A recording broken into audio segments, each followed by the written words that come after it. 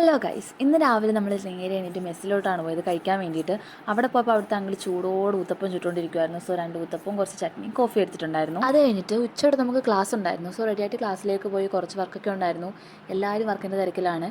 അത് കഴിഞ്ഞിട്ട് നമ്മൾ നേരെ പിന്നെ കഴിക്കാനാണ് പോയത്. ഉച്ചയ്ക്ക് കഴിക്കാൻ വെജിറ്റബിൾ പുലാവും സാലഡും ഗ്രേവിയും പിന്നെ 2 പീസ് തണ്ണി. അങ്ങനെ ക്ലാസ് ഒക്കെ കഴിഞ്ഞ് ചായ കുടിക്കാൻ പോയപ്പോഴാണ് അവിടുത്തെ പൂച്ച കണ്ടത്. ഇതാണ് ഞങ്ങളുടെ മെസ്സിലെ കുഞ്ഞിപ്പൂച്ച.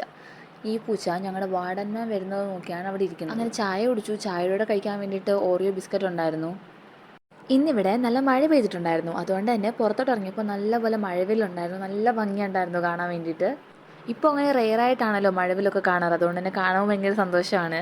അങ്ങനെ അതൊക്കെ കഴിഞ്ഞിട്ട് നമ്മളൊന്ന് പുറത്തേക്ക് പോകാൻ വേണ്ടി ഇറങ്ങിയതാണ്. പോകുന്ന വഴിക്ക് നമ്മുടെ റൂംമേറ്റ്സിനെ കണ്ടിട്ടുണ്ടായിരുന്നു. അങ്ങനെ അവരെ കണ്ടൊരു ഭയം പറഞ്ഞ് ഞങ്ങൾ നേരെ പോയത് പാനിപ്പൂരി കഴിക്കാൻ വേണ്ടിയിട്ടാണ്. അങ്ങനെ പാനിപ്പൂരി കിട്ടി. പാനിപ്പൂരി കഴിച്ച് കഴിഞ്ഞപ്പോൾ ഞങ്ങൾക്കൊരു മസാലപ്പൂരിയുടെ കഴിച്ചാലോ എന്ന് തോന്നി. അങ്ങനെ ഞങ്ങളൊരു പ്ലേറ്റ് മസാലപ്പൂരിയും കൂടെ വാങ്ങി കഴിക്കാൻ പോയിട്ടുണ്ടായിരുന്നു. അങ്ങനെ മസാലപ്പൂരി കിട്ടി. അതൊക്കെ കഴിച്ച് കഴിഞ്ഞിട്ട് ഞങ്ങൾ നേരെ തിരിച്ച് പോവാണ്. അങ്ങനെ നമ്മൾ നേരെ തിരിച്ച് ഹോസ്റ്റലിലേക്ക് പോവാണ്. അങ്ങനെ ഹോസ്റ്റലിൽ വന്ന് നോക്കിയപ്പോഴത്തേക്കും ആകാശം കാണാൻ നല്ല ഭംഗിയുണ്ടായിരുന്നു. ഇങ്ങനെയായിരുന്നു ഒരു ലുക്ക്. എനിക്ക് ഈ ഒരു ക്ലൈമറ്റ് ഭയങ്കര ഇഷ്ടമാണ്. ചെറിയൊരു മഴ പെയ്തിട്ടുള്ള തണുപ്പും ആകാശത്തിൻ്റെ ലുക്കൊക്കെ. അതുപോലെ ഞാൻ ചന്ദനത്തിരിയൊക്കെ കത്തിച്ചിട്ട് ഇരിക്കുകയാണ്. കാരണം ഞാൻ എന്നും കത്തിക്കാറുണ്ട്. റൂമിൽ നല്ലൊരു സ്മെല്ല് വരാറുണ്ട് ചന്ദനത്തിരി കത്തിക്കുമ്പോൾ. എനിക്ക് ആ സ്മെല്ല് ഭയങ്കര ഇഷ്ടമാണ്. അത് കഴിഞ്ഞിട്ട് നേരെ നമ്മൾ ഡിന്നർ കഴിക്കാൻ വേണ്ടി പോയി. കഴിക്കാൻ വേണ്ടിയിട്ട് റൊട്ടിയും ചിക്കനും സേമിയ ഉണ്ടായിരുന്നു. പിന്നെ റൂമിൽ വന്നിട്ട് നമ്മൾ മൈലാഞ്ചി ഇടാനുള്ള ഡിസൈനാണ് കൈസ് തപ്പിക്കൊണ്ടിരിക്കുന്നത്.